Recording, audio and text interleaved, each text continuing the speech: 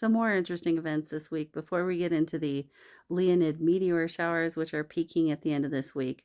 Let's talk about this undersea volcano that may or may not be erupting, and they're not exactly sure. But I have been watching earthquake patterns in this area of the South Pacific for a really long time and have felt like there was something that was going to go off at some point before this year was over. So I'll keep you posted on, but it's in the middle of the Mariana Trench at the Mariana Islands, 4,000 miles west of Honolulu. So it's a little bit hard for them to just go check. So they're keeping an eye on the eruption or the earthquakes nearby and the seamount to see if they can see any evidence of debris on the top of the water, etc. Then in the meantime, the Leonids, that occurred, it occurs every 33 years in massive form, like these depictions here, which were from 1833. Lots of 33s going on. So this year isn't one of those super duper years, but it is a more prolific year as far as meteor frequency. So you can see there's a lot more predicted to be falling this season than in the previous or the following.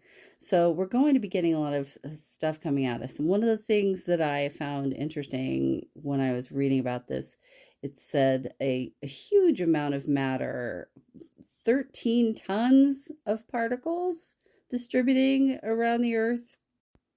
So the Leonids, as you might guess, come from the Leo constellation. And the mythology of the Leo constellation is that it is the lion which Hercules had to slay to finish his 12 labors.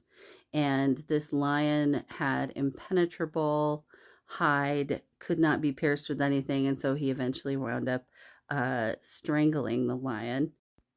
One of the interesting things about the timing of that storm that was depicted in those hand drawings from 1833 is that it happened at a time of great partisan debate, great unrest, uh, trying to get abolition.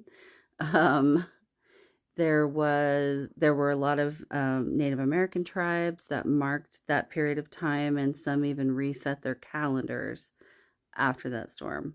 And the Mormon Church was founded partly on that event as well.